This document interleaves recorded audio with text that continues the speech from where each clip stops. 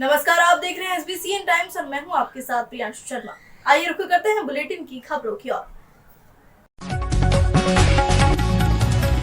सरपंच और भाई ने की ठेकेदार युवक के साथ मारपीट, मामले की जांच में जुटी YD नगर थाना पुलिस। मंदसौर शहर में महिलाओं ने सामूहिक रूप से एकत्रित होकर मनाया करवा चौथ। महिलाओं ने रखा निर्जला उपवास। सार्वजनिक स्थलों पर बीड़ी सिगरेट पीने वाले हो जाए सावधान, पुलिस और प्रशासन की टीम ने अपनाया कड़ा रुख। नगर परिषद नारायणपुर द्वारा आयोजित देवनारायण मेले में आज आदि इवेंट निमच द्वारा आकर्षक ऑर्केस्ट्रा की प्रस्तुति देखी। SBCN के संग रमेश पेंटर की विशेष रिपोर्ट के साथ।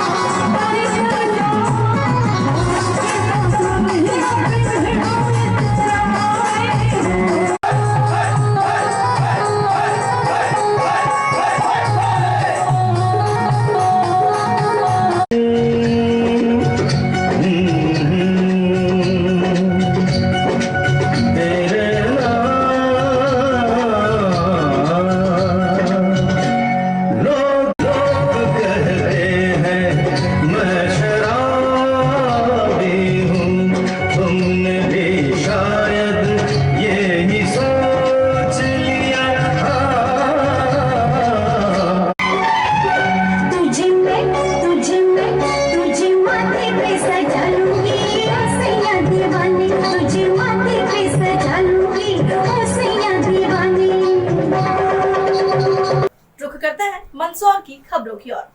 मंदसौर जिला पुलिस अधीक्षक अनुराग सुजानिया के नेतृत्व में दिनांक 6 अक्टूबर से 20 अक्टूबर तक चलने वाली हेलमेट जागरूकता तथा कार्रवाई अभियान में जिला पुलिस के समस्त थानों द्वारा उल्लेखनीय कार्य किए गए हैं। माननीय उच्च न्यायालय जबलपुर के मोटरयान अधिनियम की धारा 128 तथा 129 के प्रावधान को लागू करने तथा उसके पालन में पुलिस मुख्यालय भोपाल द्वारा आवश्यक कार्रवाई के निर्देश प्राप्त होने पर जिला मंदसौर के समस्त थानों द्वारा सघन अभियान चलाया जा रहा। अभियान में आवश्यक रूप से समस्त थानों के अधिकारी कर्मचारियों को पुलिस अधीक्षक द्वारा हेलमेट पहनने तथा समस्त थानों में हेलमेट रैक रखने के निर्देश का 100% पालन करवाया जा रहा है। कलेक्टर के माध्यम से जिले के समस्त विभाग प्रमुखों को पत्र द्वारा अपने अपने विभागीय कार्यालयों में अधिकारियों कर्मचारियों को हेलमेट पहनने हेतु निर्देश दिए हैं। समस्त थानों द्वारा हेलमेट जागरूकता के संबंध में रैली व्याख्यान आयोजित किए जा रहे हैं। जिला पुलिस मंदसौर द्वारा बनवाई 7 जागरूकता शॉर्ट फिल्म सोशल मीडिया पर लगातार प्रसारित की जा रही है। थाना यातायात तथा जिले के समस्त थानों द्वारा अभियान के प्रारंभ से इस सप्ताह में चालानी कार्रवाई भी तेज लाई गई है। पिछले 7 दिन में जिला पुलिस मंदसौर द्वारा अब तक 594 चालान हेलमेट न धारण करने पर किए जाकर 1,48,500 रुपये का जुर्माना किया गया है। अभियान को गति देने के लिए अतिरिक्त पुलिस अधीक्षक गौतम सोलंकी द्वारा जिला मुख्यालय पर BPL चौराहे पर स्वयं यातायात पुलिस के साथ यातायात जागरूकता बुकलेट तथा पैम्पलेट का वितरण किया गया तथा वाहन चालकों को हेलमेट धारण करने की समझाइश भी दी गई। अतिरिक्त पुलिस अधीक्षक द्वारा हेलमेट न पहनने पर कुछ वाहनों पर स्वयं चालानी कार्रवाई कर जुर्माना भी किया गया। उच्च न्यायालय के तथा पुलिस मुख्यालय से प्राप्त निर्देशों के पालन में जिला पुलिस मंदसौर द्वारा हेलमेट जागरूकता अभियान 6 अक्टूबर से जारी है। सभी थानों को इस संबंध में पुलिस अधीक्षक द्वारा निर्देशित किया गया है। जनता को समझाइश भी दी जा रही है तथा हेलमेट न पहनने पर चालानी कार्रवाई में तेजी भी लाई गई है।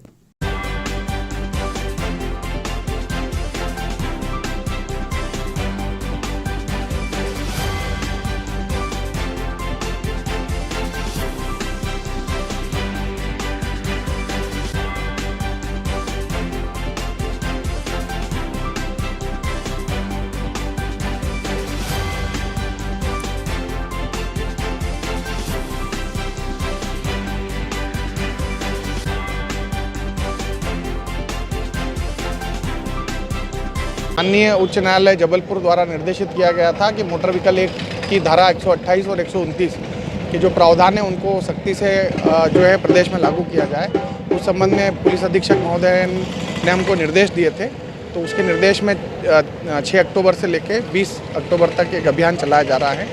इस दौरान हमने मतलब हेलमेट को लेकर जागरूकता को लेकर जिले के जो समस्त थाने हैं सभी थाने अपने अपने स्तर पे व्याख्यान बैठक आयोजित कर रहे हैं, हेलमेट जागरूकता के लिए रैली निकाल रहे हैं और सभी थानों ने मतलब जो है अपने अपने अधिकारी कर्मचारियों को हेलमेट पहन के आने के लिए भी निर्देशित किया है और आम लोगों को जागरूक करने के लिए भी निर्देशित किया है।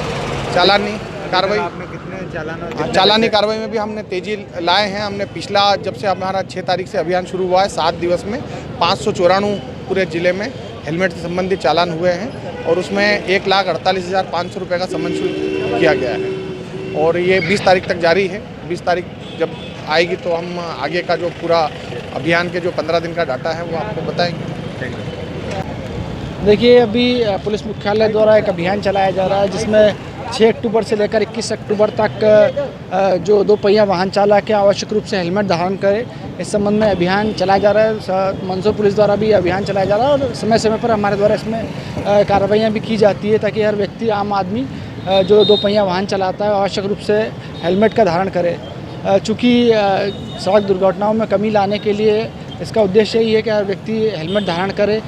हमारे द्वारा इस संबंध में जागरूकता कार्यक्रम स्कूल कॉलेज और जो हमारी विभिन्न संस्थाएं हैं वहाँ पर भी हम लोगों के द्वारा इस संबंध में पत्राचार किया गया है, शासकीय संस्थाएं गैर शासकीय संस्थाएं, ताकि जो भी वहाँ पर उनके कर्मचारी हैं और जो आने वाले व्यक्ति है वो 2 पहिया वाहन चालक है वो आवश्यक रूप से हेलमेट धारण करें।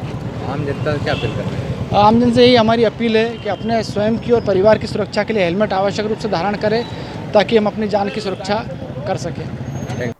गुरुवार को करवा चौथ का पर्व शहर सहित जिले में परंपरागत रूप से मनाया गया। बाजार में इसको लेकर दुकानें सजी हुई दिखी। फुटपाथ पर भी पर्व को लेकर गरबों से लेकर छलनी को सजा कर बेचा गया। गरबों की खरीदारी के लिए महिलाएं बाजार पहुंची और पति की लंबी उम्र की कामना को लेकर व्रत रखा। महिलाओं के लिए इस पर्व का विशेष महत्व होता है। प्राचीन मान्यताओं के चलते करवा चौथ का ये पर्व महिलाओं के लिए अहम है। बाजार में करवों से लेकर छलनी की खूब बिक्री हुई।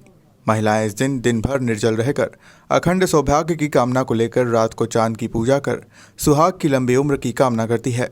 करवा चौथ का व्रत कार्तिक कृष्ण पक्ष की चतुर्थी तिथि को मनाया जाता है। इस दिन मूल रूप से भगवान गणेश, गौरी और चंद्रमा की उपासना होती है। चंद्रमा को आयुष, सुख और शांति का कारक माना जाता है, इसलिए चंद्रमा की पूजा महिलाएं सुख, शांति और पति की लंबी उम्र की कामना के लिए करती है। करवा चौथ के अवसर पर मंदसौर शहर के बाजार गुलजार दिखे। बाजारों में महिलाएं परिवार सहित खरीदारी करने पहुंची।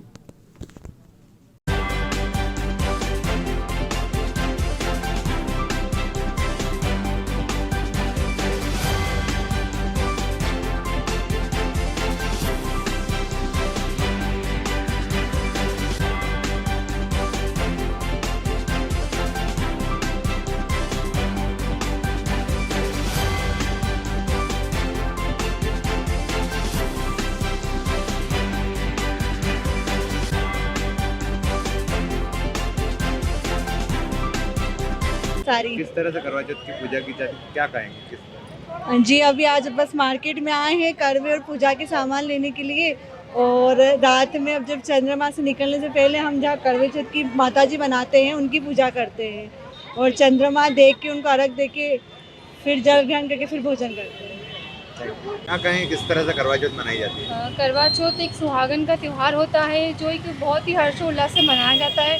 एक सुहागन पूरा 16 श्रृंगार करती है, सुबह से भूखी प्यासी रहती है, जो पानी का घूंट भी नहीं पीती है और शाम को अपने चौथ माता की पूजा करके, चांद की पूजा करके अपने पति के साथ और फिर उसे अपने पति के हाथ से पानी जल पीकर व्रत को उद्यापन करती है। अगर आप अपने शहर या गांव में सार्वजनिक स्थानों पर बीड़ी, सिगरेट, तंबाकू का सेवन करते हैं तो जरा सावधान हो जाए, क्योंकि अब ऐसा करना आपको महंगा साबित हो सकता है।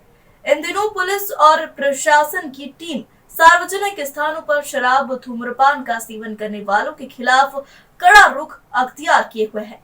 ऐसे तमाम सार्वजनिक स्थान जैसे शहर, नगर व गांव के बस स्टैंड, बाग बगीचे, चौराहे पर यदि कोई शख्स बीड़ी, सिगरेट, तंबाकू जैसे धूम्रपान और शराब का सार्वजनिक रूप से सेवन करता है तो उनके खिलाफ कार्रवाई की जा रही है। गुरुवार को भी मंदसौर पुलिस टीम व नगर पालिका दल द्वारा नेहरू बस स्टैंड पर सार्वजनिक धूम्रपान करने वाले लोगों पर कार्रवाई करते हुए जुर्माना वसूला गया और उन्हें सार्वजनिक स्थानों पर बीड़ी, सिगरेट, तंबाकू का सेवन न करने की हिदायत दी गई। गौरतलब है कि तंबाकू नाश का कारण होता है। प्रशासन लगातार इसको लेकर जागरूकता अभियान चलाकर आमजन को तंबाकू से होने वाले नुकसान के प्रति जागरूक कर रहा है।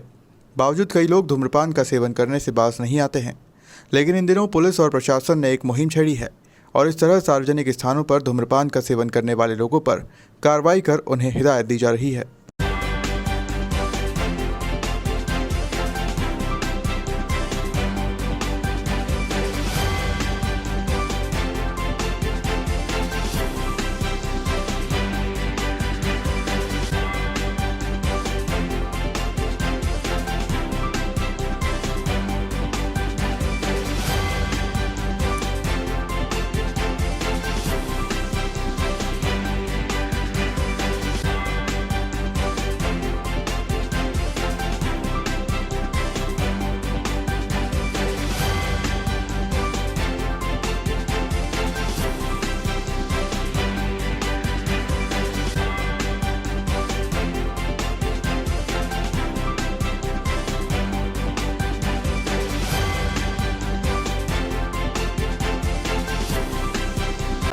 सर, गुटखा पानी को लेके आज चालानी कार्रवाई की जा रही है।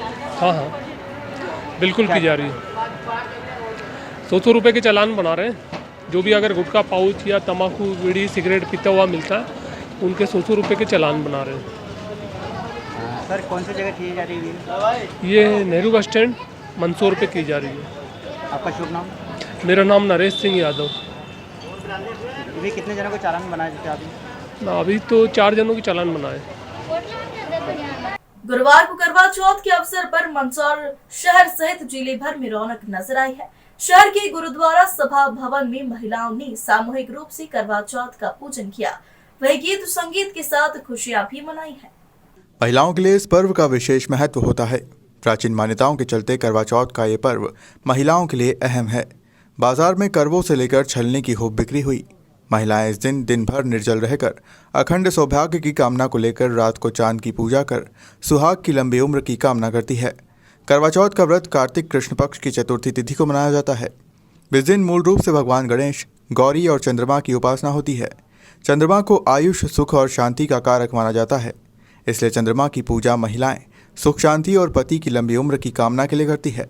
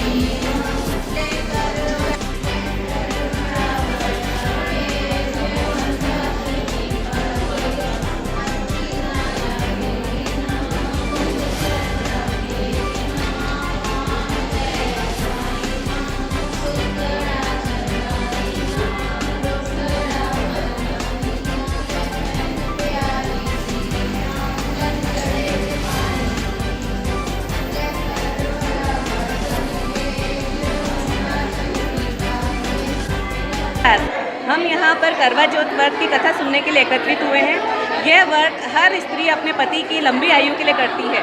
हम सुबह उठकर सरगी खाकर यह व्रत करते हैं और फिर यहाँ करवा चौथ की कथा सुनकर घर जाकर चांद को देखकर पति के हाथ से जल पीते हैं। यह पति की लंबी आयु तथा उनके उज्जवल भविष्य के लिए हमें व्रत करते हैं। क्या नाम आपका? मेरा नाम प्रीति छाबड़ा है।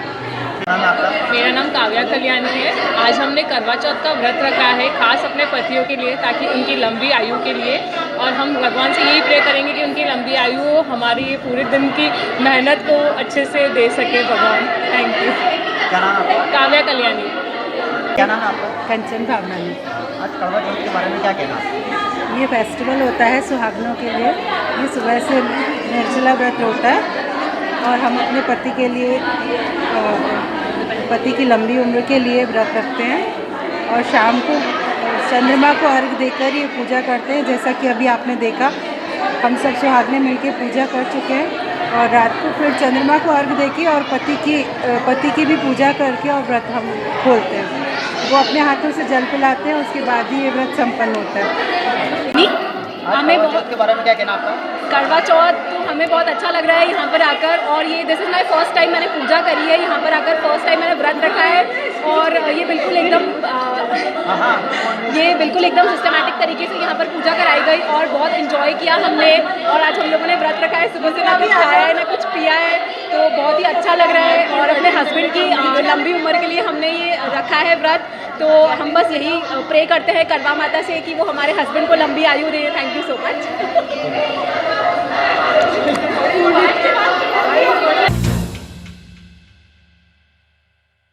रामपुरा पठार क्षेत्र में ग्राम गुगलखेड़ा के किसानों ने उनके कब्जे की जमीन सिंचाई योजना के भवन के लिए खाली कराए जाने का आरोप प्रशासन पर लगाते हुए बताया है कि अन्य शासकीय भूमि उपलब्ध होने के बाद भी प्रशासन उनको परेशान कर उनकी जमीन हथियाना चाहता है। ग्रामवासियों का दावा है कि वे 40 वर्षों से उस भूमि पर खेती करते आ रहे हैं। अपनी मेहनत से उसे खेती योग्य बनाया, सिंचाई के साधन बनाए। अब उन्हें बर्बाद कर इस योजना से किसे आबाद किया जाएगा? इस संबंध में ग्रामवासियों का कहना है कि वे पिछली 2-3 पीढ़ियों से यहाँ पर काबिज हैं तथा बंजर भूमि को कृषि योग्य बनाकर अपना और अपने परिवार का पालन पोषण करते चले आ रहे हैं, किंतु शासन प्रशासन सहित सिंचाई विभाग का तुगलीकरण निर्णय हमारी समझ से परे है।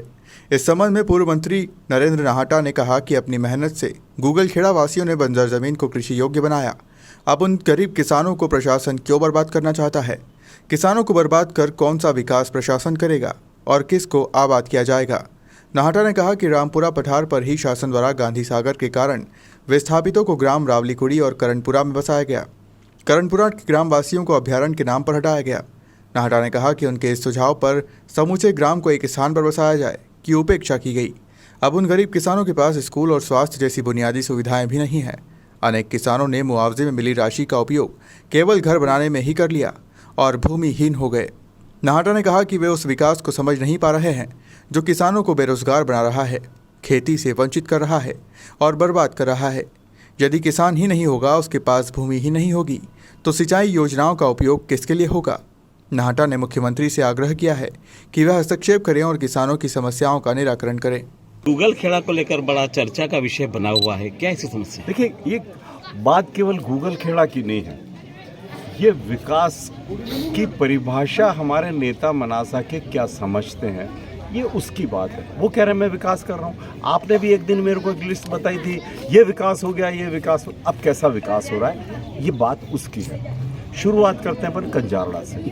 कंजारड़ा में एक सोलर प्लांट आ रहा है, उसके लिए जो 40 साल से सरकारी ज़मीनों पर जो किसानों का कब्जा था, मैं मान रहा हूँ कि सरकारी ज़मीन थी, उनने उसको विकसित किया, सिंचाई के साधन बनाए और वहाँ खेती कर रहे थे, जो आखिर देश के ही कई उत्पादन बढ़ा रहे थे। आपने उनको बेदखल किया और वहाँ पे सोलर प्लांट आ रहा। अब आप कह रहे हो कि रामपुरा पठार पे सिंचाई योजना आ रही है।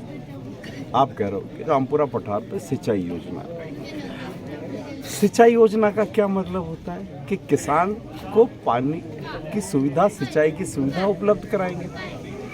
गूगल खेड़ा में जिन किसानों की 40 साल से ज़मीन पे जिनका कब्जा है, और ये वो किसान हैं जिनके पास और कोई ज़मीन नहीं है, अब आप उन्हें बेदखल कर रहे हो क्योंकि सिंचाई योजना चालू करनी है।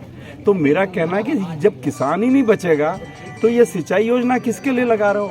और आगे चलिए, एक आध उदाहरण नहीं है, करणपुरा में दुनिया जानती है, दिग्विजय सिंह जी ने हमारी योजना का उद्घाटन किया। हमने वहाँ पे उद्वन सिंचाई योजना बनाई। हमारे पास करणपुरा गांव में करीब 350 एकड़ ज़मीन थी, 350 एकड़ में 1-1 इंच पर पानी पहुँचा। हमने करणपुरा, आपने अभयारण्य के नाम पे, विकास के नाम पे आपने करणपुरा के लोगों को विस्थापित कर दिया। वो पहले भी विस्थापित हुए थे जब करणपुरा बसाया गया था, उनको वहाँ से फिर हटा दिया आपने। अब मैंने तब प्रशासन से हाथ जोड़ के निवेदन किया कि अब आपको जिद्दी है, हटाना है तो हटा दो इनको, लेकिन जहाँ इनको बसाओ वहाँ इनका रोजगार के साधन हो, इनके बच्चों की पढ़ाई की व्यवस्था हो, इनके स्वास्थ्य के लिए सुविधा हो। मुझे आश्वासन दिया, कोई नहीं हुआ, सबको पैसे देके और धक्के मार के करणपुरा से निकाल दिया। अब आप उन करणपुरा वालों को ढूंढिए और देखिएगा कि वो जितना सा मामूली मुआवजा मिला उसमें उन्हें रहने के लिए एक छप्पर बना लिया, थोड़ी सी ज़मीन खरीद ली, एक छप्पर बना लिया और अब बेरोजगार हैं वो करणपुरा वाले। ये कैसा विकास हो रहा है अभयारण्य का? आगे आइए। जो शासन आपकी ज़मीनें ले रहा है, खेत की जो उपजाऊ ज़मीन है, इसके लिए आपने कलेक्टर में भी आवेदन दिया जी। तो ये ग्रीन को कंपनी जो है वो आपकी किस बेस के ऊपर आपसे ज़मीनें ले रही है? ये ज़मीन से हमको तो पता नहीं है, ये अंडरग्राउंड से इन्होंने इस ज़मीन को उनके कब्जे में लेने की कर रही है। और हमारे 86 परिवार की ये ज़मीन है और इसमें हम बच्चों का पाल पोषण करते हैं।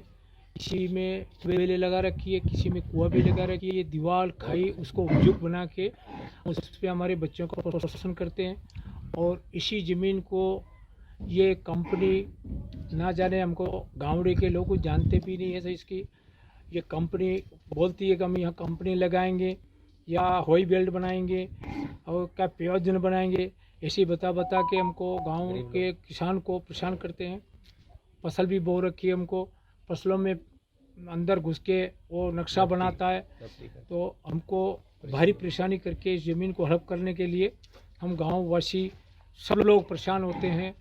और इसकी कोई हमारी पुकार कोई आप कलेक्टर के अंदर गए थे, कलेक्टर ऑफिस में भी आपने आवेदन दिया है, तो वहाँ पे आपको क्या, वहाँ से क्या सूचना मिली?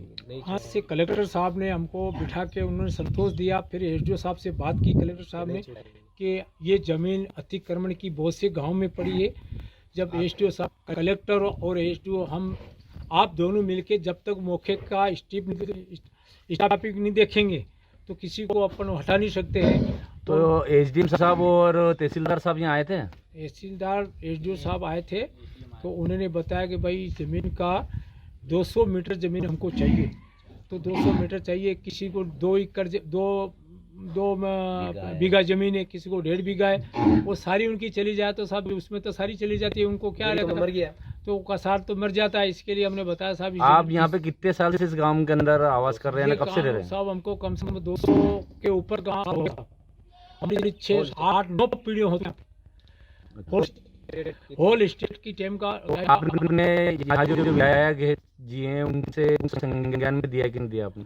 उनके गए थे, उनको भी हमने वो आपत्ति की, उनसे भी हुई। उन्होंने बताया कि नहीं ऐसे नहीं होगा, कंपनी लगाओ तो आप दूर लगाओ, गांव से 5 किलोमीटर दूर लगाओ, ऐसा हमारे सामने बोला, पर लेकिन उसका कोई निराकरण नहीं हुआ अभी तक। कलेक्टर ये विधायक महोदय यहाँ आए कि उन्होंने संज्ञान में ली कि नहीं जगह?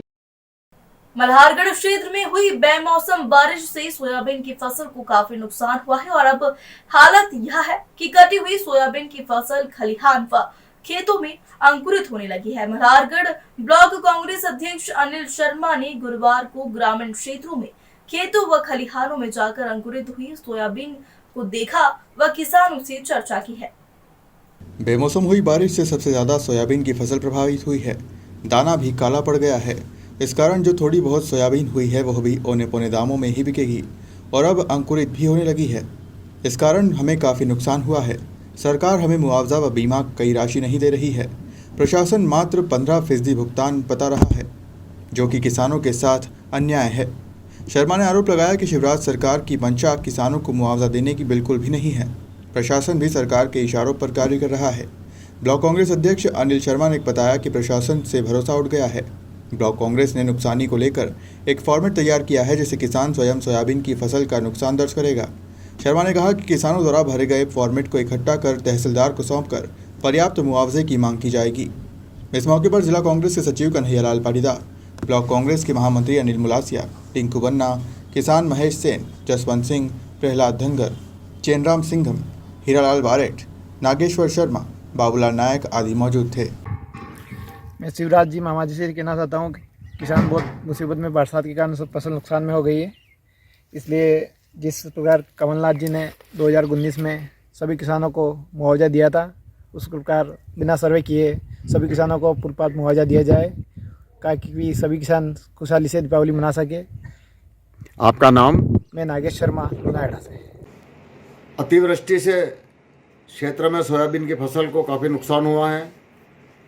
ब्लॉक कांग्रेस कमेटी मल्हारगढ़ लगातार ग्रामीण क्षेत्रों में खेतों में जाकर के सोयाबीन की फसल जो क्षतिग्रस्त हुई है उसका आंकलन कर रही है।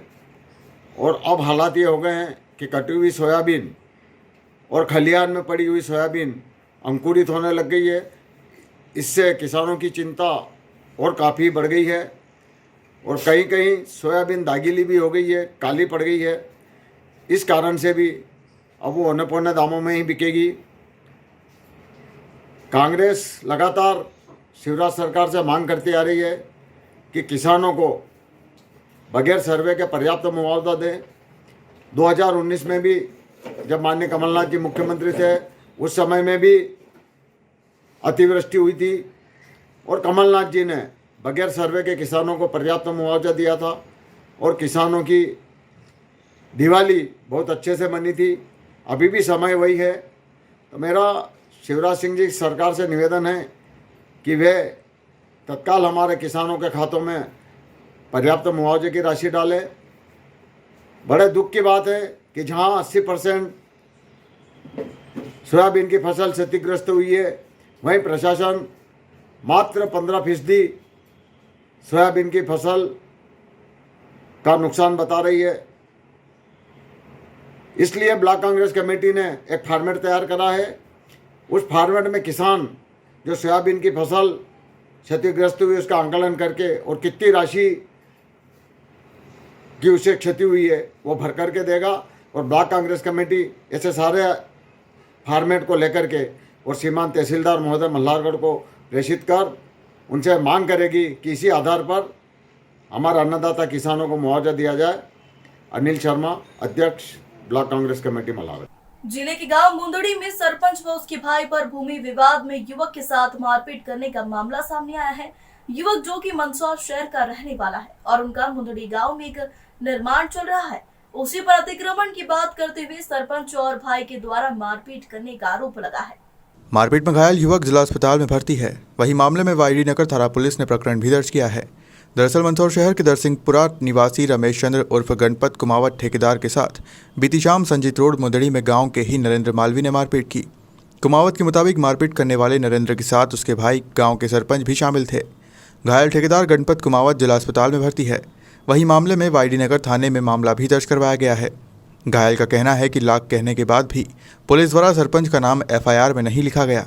फिलहाल पुलिस मामले की जांच कर रही है। गणपत मेरा नाम गणपत है और आधार कार्ड में रमेश चंद है। हाँ, क्या कहेंगे? रमेश चंद है। तो मेरे वहाँ पे दरवाजा है पीछे वो सांस की भूमि में, तो वो दरवाजा बंद करो। तो मैंने कहा कागज वागज वो बता दो, सांस की भूमि है तो पड़त भूमि तुम्हारे बनेगा तो जब बंद कर देंगे भले। तो तू ये कहने वाला कौन है? सरपंच ने, उसका भाई ने और जन्ने थे उसके साथ में, उसके भाई उसके लड़के भी थे, उसकी पत्नियाँ भी थी, सब ने मिल के मारा हमें। ये सब हमारा पैर में फ्रैक्चर आ गया मेरे, और ये कान का पर्दा भी फट गया मेरे, ये होठ फट गया मेरे। क्या विवाद क्या था? वो विवाद यही इसी दरवाजे के पीछे। कहाँ का मामला ये मुंदड़ी भी मेरे रजिस्ट्री का प्लाट है मेरे पे, दुकानें बना रखी मैंने। तो उसने इसलिए उसने पीछे बहुत लोगों को परेशान कर रहा है। उसको खेत भी अवैध है, पीछे सांस की उम्मीद सब है। उसने बोला मैंने 25 लाख रुपए 30 लाख रुपए में चुनाव में लगाए मैंने, तो वो तो वसूल करूँगा के।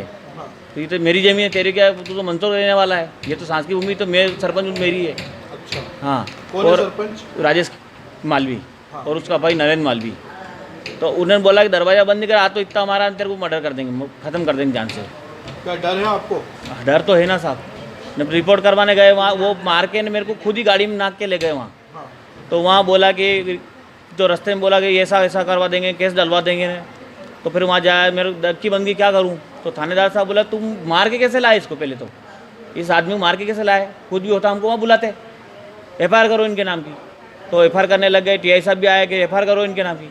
तो उन्होंने फिर उससे ऊपर से फ़ोन दबाव लगवाया, नहीं करवाया, उसका नाम हटवाया सरपंच ने, और उसके भाई का ही करवाया ने। टोटल कितने लोग थे मारपीट करने वाले? वो 10-15 जने थे पूरे। हाँ। तो कितने लोगों पे एफआईआर दर्ज हुई है? एफआईआर तो बस ये वो नैनन के ऊपर हुई, और बाकी वो साथी थे, अन्य साथी जो तो उनकी पत्नियां थी, उनके पास लड़के थे, सब ने मारा। मेरे पास वीडियो भी है। क्या नाम आपका? मेरा नाम रमेश चंद।